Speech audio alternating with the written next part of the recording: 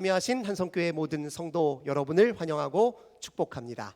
지금 여기 나 있는 곳에 우리 하나님 함께 계십니다. 우리 하나님께서 여러분 모두에게 하늘의 크신 은혜와 평화 가득 부어주시길 주님의 이름으로 간절히 기원합니다. 진리의 빛을 따르다라는 주제로 말씀을 이어가고 있습니다. 오늘은 그 세 번째 시간으로 도전과 응전, 이런 제목으로 함께 은혜 나누도록 하겠습니다. 우리 예수님은 우리와 영적 우정을 나누길 원하십니다. 예수님은 우리를 종으로 부르신 것이 아닙니다. 친구로 부르셨습니다. 예수님은 우리를 노예처럼 부리길 원하시는 것이 아니라 우리와 함께 영원한 교제를 나누길 원하십니다.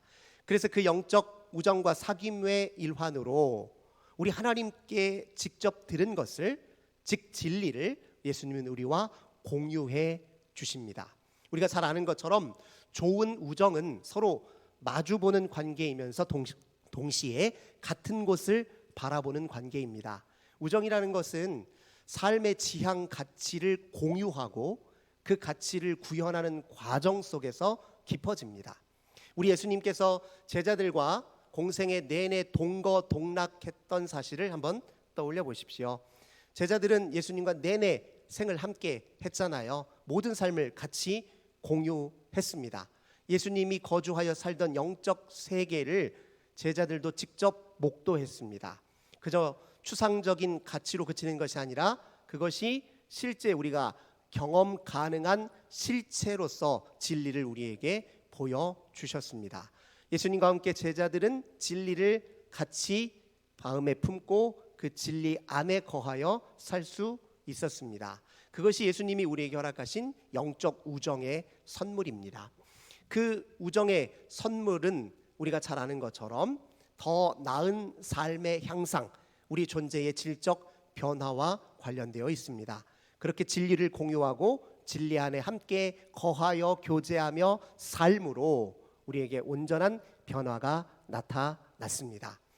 예수님은 이 땅에 오셔서요, 이 가시적 물리 세계 속에 비가시적 영적 진리를 구현하셨습니다.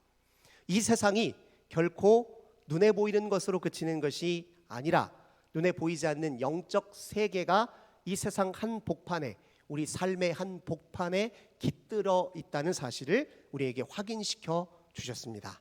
그리고 우리를, 세상에 얽매였던 우리를 택하여 불러내셔서 그 영적 세계로 초대해 주셨습니다. 그래서 우리는 지금 이렇게 주님과 함께 이 세상을 살되 이 세상 너머의 삶을 시작하게 된 것입니다. 하지만 당시 세상이나 지금 세상이나 마찬가지인데요, 예수님의 이 영적 세계로의 초대에 대해서 누구나 다 그렇게 달가워하거나 기쁘게 맞아들인 것은 아닙니다. 예수님의 인격과 삶과 가르침은 세상에 보기에 매우 낯설고 이질적인 측면이 있습니다. 당시에도 그랬고 지금도 그랬습니다. 당시 세상은 예수님을 위협적인 분, 위험한 분으로 인식하기까지 했죠. 악한 사람으로 매도하기까지 했습니다. 그래서 그분을 적대하고 심지어 십자가에 못 박기까지 했습니다. 지금도 여전히 지금 이 세상의 시각으로 볼 때 예수님은 비과학적인 분이고 현대인의 삶에는 어울리지 않는 이야기들만 잔뜩 늘어놓는 무용한 사람처럼 이 세상이 취급할지 모르겠습니다. 그래서 우리가 예수님이 우리에게 부여하신 영적 세계에 온전히 거하여 살려면 이 세상의 한계를 직시할 필요가 있습니다.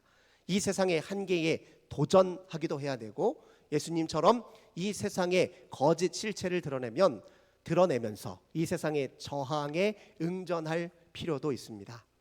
예수님 당시 머물렀던 그 세상에 어떤 파장을 불러 일으키셨습니까? 도대체 왜 세상은 예수님을 위협적인 분으로 인식했을까요? 마가복음 11장 18절에 보면 대제사장과 서기관들이 처음으로 예수님을 죽이기로 모의했던 장면이 등장합니다. 근데 그 직접적인 계기가 무엇이었냐면 성전 정화 사건이었어요. 11장 전반부에 예수님의 성전 정화 사건에 관해서 자세히 기록되어 있습니다. 우리가 이미 몇 차례 이야기 나눈 것처럼 예수님께서 성전 안에서 희생 제물로 장사하던 사람들의 상을 둘러 엎으셨죠. 그리고 성전을 가리켜 만민이 기도하는 집이다 선언했던 그 사건이 바로 성전 정화 사건입니다.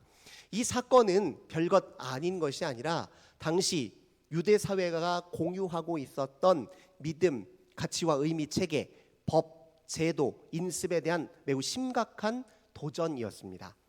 당시에 성전이라고 하는 것은요, 엄격한 위계의 공간이었어요. 성전 안에 출입한다는 일은 매우 까다로운 일이었습니다. 일단 이방인들은 출입 자체가 불가능했습니다. 이스라엘 백성이라 할지라도 성전 안에는 들어갈 수 없었어요. 그러니까 성소와 지성소 안에는 못 들어갑니다. 지성소는 대제사장만 출입할 수 있어요. 성전의 출입문부터 경비대, 수비대들이 엄격하게 늘 점검합니다. 그리고 성전에서 속죄 제사를 드리기 위해서 희생 제물을 가져오면 그 희생 제물도 철저하게 검수를 합니다. 성전에 출입하기 전에 반드시 정결 예식을 통해서 몸을 깨끗이 씻어내야 했습니다. 굉장히 까다로운 절차를 거쳐야만 성전 안에 출입이 가능했고 하나님의 임재를 경험하는 것이 가능했습니다. 쉬운 말로 하자면 하나님께 만나는 일이 굉장히 까다로웠어요. 만약에 희생제물을 검수하는 과정에서 내가 가져온 희생제물에 흠과 티가 있잖아요.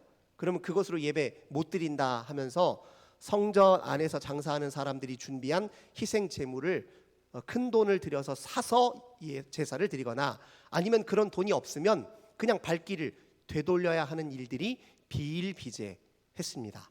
하나님 만나는 일이 그렇게 까다로운 것이 당시 성전 체제의 문제였어요.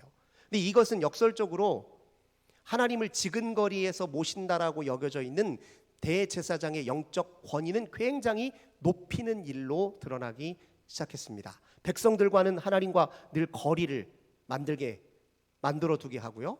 대제사장들은 하나님을 자기 몫으로 차지해서 영적 권위를 드높여 유대교의 실권을 다 장악하는 것이 당대의 현실이었습니다.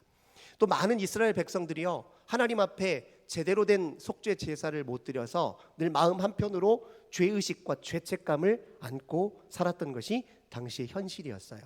근데 우리 예수님께서 지금 성전 안에 장사하는 사람들의 상을 둘러 엎으셨습니다. 하나님께로 가는 그 길목에 놓여 있는 장애물들을 걷어내신 거예요. 그리고 성전은 만민이 기도하는 집이라 하셨는데 이 만민이라는 표현 속에 무엇이 담겨져 있냐면 하나님 앞에서는 어떤 위계도 허용돼선 안 된다라는 의미가 담겨져 있습니다. 일반 백성이든 대제사장이든 가릴 것 없이 주 앞에 동등한 존재라는 의미가 그 만민이라는 표현 속에 담겨져 있는 것이죠. 기도하는 집이다. 성전에서 속죄 제사 의식이 이루어지지만 그것보다 더 중요한 것은 하나님 앞에 간절히 하나님을 찾는 간절한 그 마음이요, 하나님 앞에 겸손히 자기를 개방하고 하나님의 임재를 기다리는 그 마음이 훨씬 더 중요하다는 의미를 담고 있습니다. 더 나아가서 우리가 기도하는 자리면 어디나 그것은 성전이라는 의미도 동시에 가지고 있습니다. 예수님이 마가복음 11장 25절에서요, 심지어 우리가 하나님께 용서받을 수 있는 길이 속죄 제사 의식 말고 또 있다라고 언급하십니다.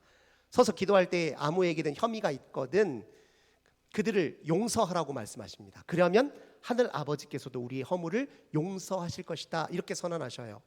그 전에 모든 이스라엘 백성들은 성전에서 속죄 제사를 드려야만 용서를 받는다, 죄 사함을 받는다 생각했는데 예수님은 뭐라고 말씀하셨냐면 우리가 우리의 서로의 허물을 덮어주면 주님께서 우리를 용서하시겠대요.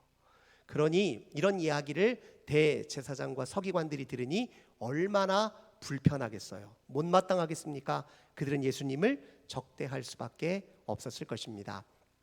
그들의 그 적대 행위 앞에 예수님은 아랑곳하지 아니하고 하나님을 우리 사이에 더 가까이 두시려고 우리에게 하나님의 진리의 말씀을 온전히 선포하셨습니다. 대제사장은 이스라엘 백성들과 하나님 사이를 자꾸 떼어놓으려고 해요. 이런저런 장애들을, 수단들을 그 안에 가로 놓아서 하나님과 거리를 두게 만들었지만 하나님은 그 모든 거리를 초극하셔서 하나님을 우리 곁에 가까이 계신 분으로 끊임없이 가르쳐 주셨습니다. 그래서 예수님이 우리에게 하나님 아버지라 부를 것을 요청하신 것입니다. 하나님은 예수님에게 매우 가까운 분이셨어요. 친밀하게 우리와 교제하기를 원하셨고 그 하나님을 우리가 알길 원하셨기 때문에 그렇게 가르치셨던 것입니다. 이 당시에 이스라엘 백성들과 하나님 사이의 거리를 위해서 만들었던 또 하나의 수단이 무엇이었냐면 율법이었습니다. 율법 그 자체가 나쁜 것은 아니지만 당시에 문제가 무엇이었느냐, 보상과 처벌이라고 하는 프레임으로 해석된 율법 체계가 문제였습니다. 보상과 처벌, 이 프레임으로 율법을 해석하고 그 율법을 이스라엘 백성들에게 적용시켰습니다. 그럼 어떤 문제가 발생하느냐, 율법 잘 지키면 하나님 앞에 의인이 되고 하나님의 편에 서게 되고 하나님의 축복을 받을 것이고, 율법을 못 지키면 하나님께 저주를 받고 벌을 받고 하나님의 울타리 밖에서 벗어나게 될 것이다. 이렇게 사람을 둘로 분류시키고 갈라놓는 거예요. 그게 당시에 보상과 처벌의 프레임으로 율법을 해석해서 백성들 앞에 행했던 행태였습니다. 이렇게 보면요, 가난한 자들, 병든 자들, 큰 고난을 당한 자들은 하나님께 저주받은 사람이 돼요. 벌받은 사람이 돼요. 죄인이 됩니다. 그리고 부유한 사람, 사회적 명성이 있는 자들, 권세가들은 하나님께 복받은 사람, 의인이 되는 거예요. 그리고 그들은 하나님의 축복받은 사람이 되는 겁니다. 사람을 이렇게 죄인과 의인이라는 단순한 프레임으로 분류시켜서 이스라엘 백성과 하나님 사이를 계속 끊임없이 거리두게 만들었던 당시의 나쁜 관행, 그것이 바로 당시의 세상이었습니다. 그런데 예수님은요, 그런 세상의 인습에 진리의 해머로 내리치셔서 그것을 깨 부수셨습니다. 누가복음 6장 20절에 보면 예수님이 뭐라고 말씀하시냐면, 가난한 자에게 복이 있나니 너희에게 하나님 나라가 너희 것임이라, 이렇게 표현해요. 그리고 6장 24절에서는 화로다 부유한 자들이여, 이렇게 표현해요. 가난을 저주로 여겼던 사람들에게 아니요, 당신들에게 하나님 나라가 있습니다. 부를 축복으로 여겼던, 하나님의 선물로 여겼던 사람들에게 당신들에게 화가 있습니다, 이렇게 선언한 거예요. 얼마나 충격적인 선언입니까? 그 전에 가지고 있었던 모든 인습적 사고를 단번에 깨 부수는 이야기셨어요. 누가복음 16장 19절 이하에 우리가 잘 알고 있는 부자와 거지 나사로의 비유 이야기가 등장하지요. 부자는 날마다 호식하며 살았습니다. 그런데 거지 나사로는 이 피부가 다 망가져서 헌대를 개가 핥고 또 부자의 상에서 떨어지는 그 부스러기로 연명하며 살았습니다. 근데 문제는 죽고 난 이후에요. 이 부자는 죽어서 음부에 떨어져서 고통을 당하게 됐고, 가난한 거지 나사로는 아브라함의 품에 안겼다라고 예수님이 비유로 말씀하신 거예요. 이것도 충격이에요. 뭐라고? 부자는 하나님의 축복받은 자고 하나님의 사람인데, 의인인데 왜 지옥에 가? 가난한 자는 뭐 한 게 있다고 하나님의 저주를 받아 저렇게 지질이 궁상으로 살았는데 왜 죽어 아브라함 품에 안기는 거야? 그 비유 자체는 당시에 그들에게 의인과 죄인이라는 프레임으로 사람들을 분류하고 죄인이라 낙인 찍힌 사람들을 끊임없이 하나님으로부터 멀찍이 떼어 놓으려고 하는 그 인습에 철퇴를 내리기 위해서 예수님께서 하신 비유다, 그렇게 이해할 수 있을 것입니다. 예수님은 그렇게 떼어 놓으려는 그 하나님이 만인의 자비롭고 은혜로우신 하나님이라는 사실을 끊임없이 가르치시고 경험하게 하셨습니다. 예수님이 처음 공생애를 시작하셨을 때 제일 먼저 하신 치유의 기적은 무엇이었냐면 나병 환자를 치유하는 일이었습니다. 마가복음 1장 40절 이하에 보면 나병 환자를 치유하는 장면이 등장하는데요. 나병 환자는 우리가 잘 아는 것처럼 당시에는 저주받은 사람 중에 저주받은 사람이에요. 사회에서 격리되고 배제되어 있습니다. 그저 그들은 사람에게서 잊혀진 존재예요. 있으나 마나한 존재였죠. 그런데 예수님이 그를 치유할 때 의도적으로 손을 내밀어서 그의 나병의 피부에 손을 대십니다. 그리고 치유하시고 그에게 일컬어서 제사장에게 가서 네 몸을 보이라, 그렇게 말씀하셨습니다. 왜 그렇습니까? 우리 하나님은 죄인의 하나님이고 죄인을 치유하시는 하나님이고 사회에 버림받은 자들에게 풍성한 식탁을 제공하시는 분이며 들의 백합을 키우시고 자라게 하시고 공중의 새를 기르시는 분이고 그들을 먹이시고 입히시는 분이다라는 사실을 예수님이 친히 보여주려고 하셨던 것입니다. 그렇게 예수님은 당시에 끊임없이 율법의 잘못된 해석과 관념으로 사람들에게서 하나님을 떼어 놓으려고 하는 그 모든 행태를 도전하시고 바른 하나님, 참 하나님을 보여주려고 하셨습니다.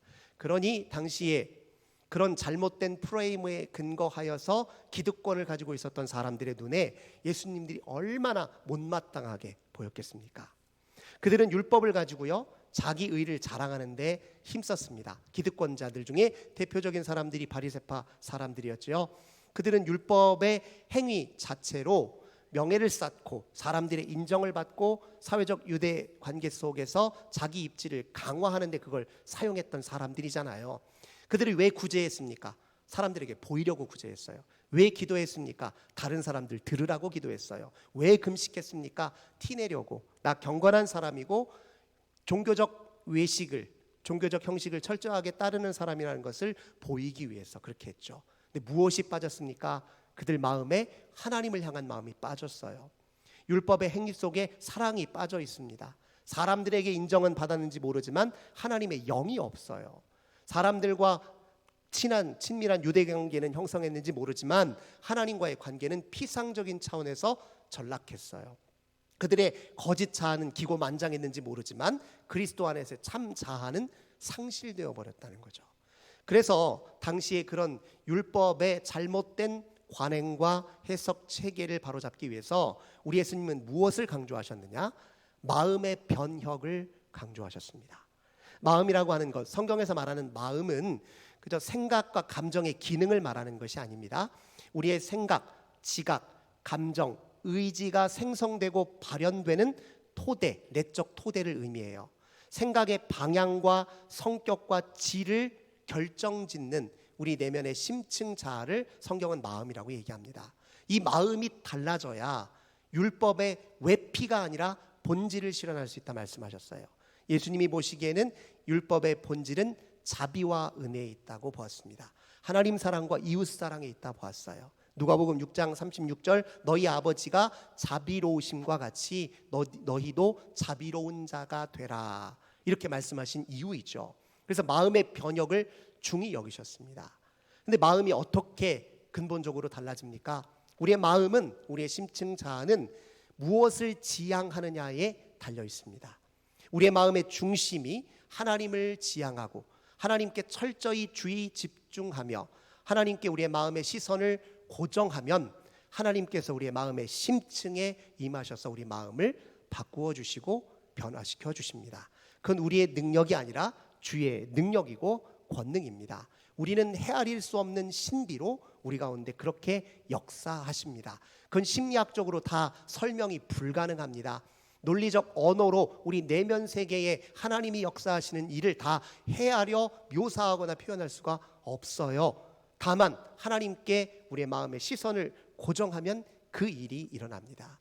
그런 새로운 삶으로 우리 예수님께서 우리를 초대하셨습니다. 그렇게 세상의 잘못된 관행에 철퇴를 내리시고 이 세상에 참된 하나님의 나라를 살기 위한 길을 열어주셨어요. 그러면 이제 우리 차례지요. 우리도 이 세상에서 하나님께 부름받아 이 세상에서 택함받아서 영적 세계로 던져졌습니다. 우리도 이 세상에 도전할 필요가 있습니다. 이 세상의 한계를 직시할 필요가 있습니다. 우리가 싸워야 될 이 세상 어디에 있습니까? 이 세상 우리 바깥에 있는 게 아니라 사실 우리 안에 있습니다. 세상은 우리 바깥에 있지 않고 우리 안에 있어요. 우리가 싸워야 될 세상이 이미 우리 안에 있다고요. 요한복음 9장 1절과 2절에 보면요, 태어나면서부터 눈먼 사람에 대한 이야기가 나옵니다. 그런데 이렇게 어떤 사람이 물어요. 이는 자기 지은 죄 때문에 이렇게 된 것입니까? 아니면 부모가 지은 죄 때문에 날 때부터 이렇게 눈이 먼 것입니까? 이렇게 물어요. 사실은 참 어리석은 질문이었거든요. 근데 이 질문을 누가 던진 줄 아세요? 제자들이 던졌습니다. 제자들이 예수님 곁에 있긴 하지만 여전히 율법의 잘못된 해석 프레임을 자기 마음속에 고스란히 안고 있었다라는 사실을 여기서 드러내 보여줘요. 예수님이 적대하고 해체시켜서 재형성하려고 하는 세상이 제자들의 가슴 속에 있었어요. 마가복음 10장 또 36절에 보면요, 주의 영광 중에 하나는 우편에 하나는 좌편에 있게 해주세요라고 예수님께 과감하게 요청했던 사람들의 이야기가 나오는데요. 이 사람이 누군 줄 아세요? 이들도 예수님의 제자입니다. 이들이 종교적 허식과 외식을 통해서 명예를 얻고 사람들과 유대 관계를 잘 맺는데 관심을 기울이고 있었다는 게 여기서 드러나요. 예수님 곁에 있었지만 세상에 여전히 얽매여 있던 게 제자들이에요. 우리도 똑같습니다. 예수 믿지만 싸워야 될 세상이 우리 바깥에 있는 게 아니라 우리 안에 여전히 남아 있어요. 그 세상과 어떻게 싸워 이길 것인가? 우린 예수님이 시험 당하신 이야기를 통해서 그 해법을 찾으려고 합니다. 예수님께서는 성령이 충만하셔서 제일 먼저 성령에 이끌려서 광야로 가셨습니다. 그 광야에서 사단이 시험을 했는데 그 시험 크게 세 가지였는데요. 그 시험은 우리가 이 세상을 살 때 우리 앞에 직면해 있는 시험을 예수님이 대신 치러진 시험입니다. 우린 일생 살면서 사실은 그런 유형의 시험들과 늘 싸우고 있어요. 예수님이 그 시험을 우리를 대신하여 싸우셨고 승리하셨습니다. 그 시험의 유형이 무엇입니까? 그 시험은 우리 마음속에 끊임없이 들어와서 우리에게 속상이든 세상의 달콤한 유혹이라 할 수 있는데요. 첫 번째 유혹이 뭐였습니까? 돌을 들어 떡으로 만들어 먹으라, 이것이었어요. 자, 이 세상에 사는 사람들의 이 문명에 대한 요약, 간단한 설명을 이렇게도 말할 수 있어요. 우리에게 주어진 이성의 능력으로 물리적 환경을 변화시키고 물질을 변용하여서 너의 욕망을 채워라. 이것이 이 세상이 끊임없이 우리에게 주창하는 삶의 세계관입니다. 우리의 이성으로 물리적 환경을 살피고 관찰해서 물리적 환경을 변용시키고 물질을 변용시켜서 네 욕망을 구현해라. 사단의 속삭임이 지금 오늘 우리에게도 그대로 이루어지죠. 그 가운데 무엇이 상실됐습니까? 영성이 상실됐어요. 이성을 강조하는 건 좋지만 영성이 상실됐습니다. 엄연히 눈에 보이는 이 가시적 세계 말고 보이지 않는 비가시적 영적 실제가 우리 삶의 깊숙한 곳에 가로놓여 있고 그것이 오히려 더 실제다운 실제라는 사실을 망각해버린 채로 영성은 잊어버린 이 세상이 우리 속에 여전히 있다고요. 영적 갈망이 잊어버리고 그저 눈에 보이는 물질에 대한 욕망만 가득한 것이 이 세상이라고요. 부가 곧 행복인 것처럼 끊임없이 거짓말을 늘어놓는 것이 이 세상입니다. 그러니 그 세상과 씨름해야 하는 것이 우리들의 오늘의 영적 과제입니다. 어떻게 예수님 그것 이기셨습니까? 우리 힘으로는 안 돼요. 예수님이 어떻게 이기셨죠? 말씀에 의지하여 이겼습니다. 살아계신 진리의 말씀을 끊임없이 우리 마음에 새기고 새겨서 그 말씀이 우리의 모든 존재를 다 주장하고 주도할 수 있도록 말씀과 씨름하면 그 말씀의 능력과 힘에 힘입어서 우리가 그 유혹과 시험을 이길 수 있습니다. 하나님만이 우리에게 참되고 온전하고 풍요한 삶을 주실 수 있으니 나는 하나님을 아는 지식을 쌓는 일에 힘쓸 것이고 주의 말씀을 배우고 익히는 일에 힘쓸 것이다. 그 믿음과 그 신앙의 고백이 있어야 우리 안에 들어와 있는 세상과 싸워 승리할 수 있는 것입니다. 두 번째, 끊임없이 우리 마음속에 들어와서 속삭이는 이 세상의 두 번째 유혹은 무엇입니까? 예수님 성전 꼭대기로 사단이 데리고 올라갔어요. 뛰어내리래요. 뛰어내리면 천사가 와서 너를 받아줄 거래요. 이 속삭임 오늘 우리들에게 어떻게 들려옵니까? 할 수 있는 한 올라가세요. 끊임없이 올라가세요. 그러면 누구도 당신들 무시 못할 것입니다. 모든 사람들이 당신을 추앙하고 떠받들게 될 것입니다. 오늘 우리들의 삶에 끊임없이 달려가는 그 삶이 목적이 거기에 있지 않은지 되돌아볼 필요가 있어요. 경쟁에서 이겨야 잘 삽니다. 사회적 지위가 있어야 안전합니다. 그게 여러분들을 보장합니다. 세상이 우리들에게 속삭이고 우리는 그 소리에 나도 모르게 잠식당하여서 이 세상을 살고 있잖아요. 그 세상을 싸워 이기려면 주의 말씀에 의지할 수밖에 없습니다. 우리의 안전은 주님께 있으니 오르려고 하는 일에 힘쓰기보다 하나님 앞에 가까이 가는 일에 힘써야 합니다. 오르려고 하는 일에 힘쓰기보다 주 안에 머물러 사는 일을 터득하고 훈련하는 데 힘써야 됩니다. 이 신앙이 있어야 우리 안에 깃들어 있는 세상과 싸워 이길 수 있는 것이죠. 세 번째 유혹은 무엇입니까? 세상의 모든 권세를 다 보여줘요. 나한테 경배하래요. 그럼 이거 다 주겠다고 얘기합니다. 이 말이 오늘 우리들에게는 어떻게 들려옵니까? 세상에 보화가 있습니다. 세상 것 탐하십시오. 세상에서 반드시 성공하십시오. 그러면 여러분들에게 힘이 주어질 겁니다. 그 힘으로 여러분 인생의 주인이 되십시오. 그리고 세상을 다스리십시오. 이게 오늘 우리들에게 들려오는, 우리 내면에서 들려오는 세상의 유혹입니다. 근데 우리 인생의 주인은 우리가 아니에요. 자아가 아니란 말이죠. 하나님이 우리 인생의 주인이시고 만유의 통치자가 하나님이신데, 우리가 마땅히 경배해야 될 것은 세상의 보화가 아니라 여호와 하나님이시고, 그 하나님 앞에 온전히 겸손히 굴복하여 경배하고 그분을 예배하고 그분 앞에 순복하는 것이 우리의 살 길이다. 그 신앙의 고백과 말씀의 고백이 없으면 우리 안에 있는 세상을 이길 수 없는 것이죠. 오늘 이 시대에 우리 주님께서 우리에게 말씀하십니다. 너희는 세상의 것이 아니라 나의 것이다. 이 세상에 살지만 이 세상 너머의 삶을 살도록 내가 너희를 택하여 불렀다. 우리 안에 있는 세상과 싸워야 됩니다. 우리 안에 영적 세계를 저항하고 가로막고 있는 이 세상의 달콤한 유혹이 무엇인지를 직시할 수 있어야 돼요. 그 경계심을 가지고 또렷이 볼 수 있어야 됩니다. 안 그러면 나도 모르게 이 세상의 유행과 이 세상의 가치관과 세계관에 잠식당하여 나도 모르게 하나님과 거리를 두는 삶을 자꾸 살게 돼요. 그러면서 하나님 없다고 늘 공허한 가슴을 치면서 살 수밖에 없습니다. 하나님 안에 거하여 살 생각은 못하고, 무엇이 하나님과 나를 가로막고 있는지 그 장애는 제대로 직시하지 못한 채로 늘 하나님만 탓만하고, 하나님 안 계신 건 맞죠? 왜 저에게만 외면하십니까? 우리가 그러고 있진 않은지 되돌아볼 일입니다. 우리 안에 있는 세상과 싸워 이겨야 됩니다.